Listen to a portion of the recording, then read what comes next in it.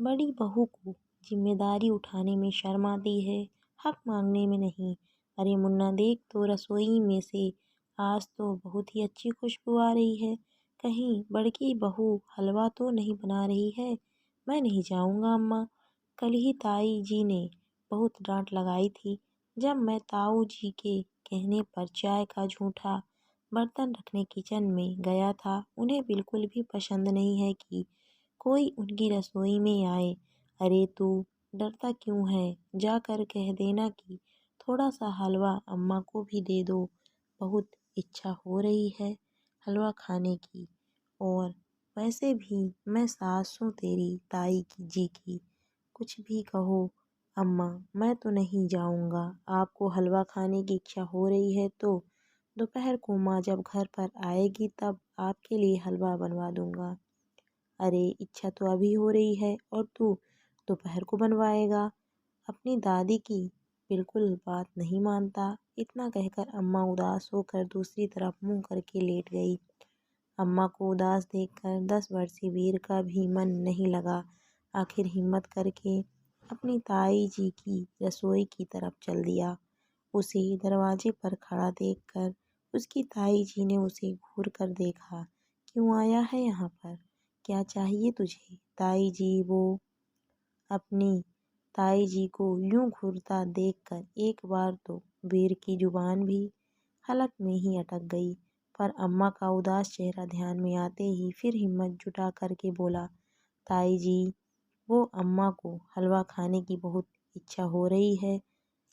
अगर आपने बनाया है तो थोड़ा सा दे दो। वो थोड़े से हलवे से ही खुश हो जाएगी। कोई हलवा नहीं बना है यहाँ पर। तुझे शर्म नहीं आती? कल इतना डांटा था फिर भी चला आया मुंह उठाकर। और वो तेरी अम्मा उनके हाथ पैर कब्र में चले और हलवा खाने की इच्छा हो रही है। जाकर कह दे कुछ नहीं है मेरे पास। इतनी सी इच्छा हो रही है तो अपनी छोटी बहू से बनवा कर खाओ।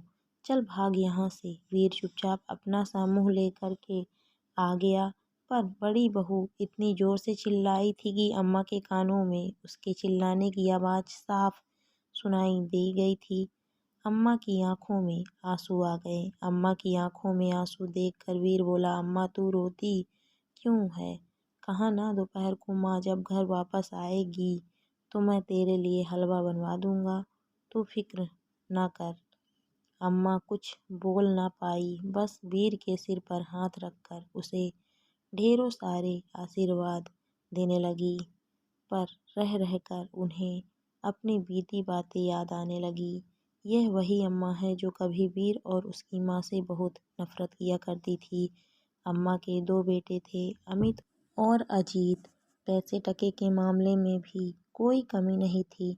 अमित का विवाह जहाँ मधु के साथ हुआ था, वहीं अजीत ने अम्मा की मर्जी के खिलाफ जाकर रीना से प्रेम विवाह किया था।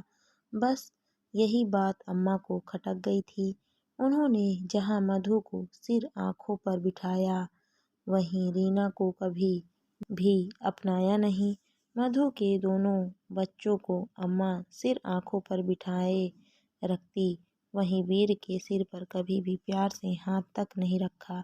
जब वीर 5 साल का था तो एक एक्सीडेंट में अजीत की मृत्यु हो गई। उसके बाद तो अम्मा जी ने रीना को परेशान करने में कोई कमी नहीं छोड़ी।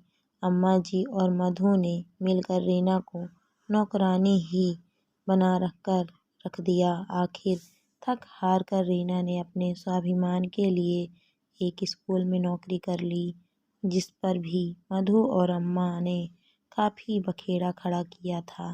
पर इस बार रीना झुकने को तैयार नहीं हुई तो उसने घर छोड़ दिया। जब जग हंसाई हुई तो रीना और वीर को घर वापस तो ले आए, पर घर के पिछले हिस्से में 2 कमरे दिए रहने के लिए। फिर भी अम्मा और मधु के स्वाभिमान में कुछ खास फर्क नहीं पड़ा। आए दिन वो रीना को परेशान करने के कोई ना कोई तरीके जरूर ढूंढती रहती। पर कहते हैं ना, वक्त की गति न्यारी होती है। आप अपने कर्मों का फल इसी धरती पर हासिल करते हो। एक दिन सीढ़ियों से उतरते समय अम्मा का पैर फिसल गया और वह गिर गई। उसके बाद तो अम्मा आज तक पूरी तरह से खड़ी ना हो पाई। आज भी लाठी टेक कर ही चलती है। 2 दिन तो जैसे तैसे मधु ने सेवा चाकरी की, पर 2 दिन बाद ही अम्मा जी को रीना के पास यह कहकर छुड़वा दिया कि वह भी इस घर की बहू है। अम्मा के लिए उसके भी कुछ फर्ज हैं। साथ ही थोड़ा बहुत खर्चा देकर अपने फर्ज से इतिश्री कर ली। तब से अम्मा रीना और वीर के पास ही है।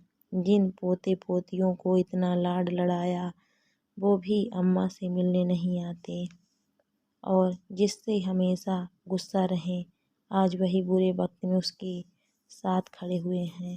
आज अम्मा को बहुत पछतावा होता है, लेकिन अब कर भी क्या सकते हैं। बस इतना ज़रूर है कि आज अपनी छोटी बहू और अपने पोते के लिए दिल से दुआ ज़रूर निकलती है।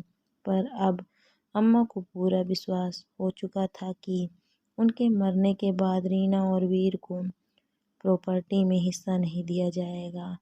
इसीलिए वे ठान चुकी थी कि मरने के पहले ही दोनों को उनका हिस्सा दिलवा दिया जाए और इसके लिए उन्होंने अपने बड़े बेटे अमित से बात की और वे बंटवारा जल्द से जल्द चाहती थी। उस समय तो अमित ने कुछ नहीं कहा, लेकिन जब घर जाकर उसने अपनी पत्नी से बात की तो उसकी पत्नी की चीखने चिल्लाने की आवाज़ें बाहर तक सुनाई दे रही थीं। पर अब अम्मा अपना मन गाढ़ा कर चुकी थी। थोड़ी देर बाद में बड़की बहू अम्मा के पास दौड़ती हुई आई और जोर से बोली, अम्मा, यह क्या तमाशा है?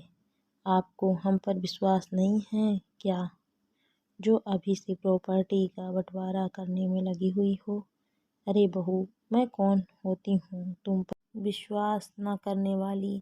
मुझे तो मेरे बेटे पर विश्वास नहीं है कि वह मेरे मरने के बाद मेरे छोटे बेटे का हिस्सा उसकी पत्नी और बेटे को देगा। तेरे लिए तो मैंने कुछ कहा ही नहीं। अरे तो आपका बड़ा बेटा मेरा पति भी है, उसके लिए क्या मैं ना बोलूँगी? अच्छा, पर मैं भी तो तेरे उसी पति की अम्मा हूँ जिसकी सेवा चाकरी तुझसे ना हुई। तूने ही तो मुझे छोटी बहू के पास भेजा था, यह कहकर कि वह भी तो बहू है, उसे भी अपनी सास की सेवा करनी चाहिए। तो भैया ऐसा है कि जब जिम्मेदारी दोनों की है तो फल भी दोनों का होना चाहिए। इसीलिए 2 दिन के अंदर अंदर यह बंटवारा होगा। किसी को कोई भी ऐतराज हो तो मेरे से आकर बात कर सकता है। समझी तुम? तुम्हें तुम्हारे हिस्से से अलग नहीं कर रही हूँ, पर जिसका जो हिस्सा है वह उसको मिलेगा ज़रूर। बस यह मेरा आखिरी फैसला है। प्रॉपर्टी मेरी है तो फैसला भी मैं ही करूँगी। समझ गईया? और समझाऊँ? अम्मा का यह रूप देखकर बड़की बहू के मुंह से बोलना फूटा और वह वहाँ से चुपचाप अपना सा मुँह लेकर चलती बनी।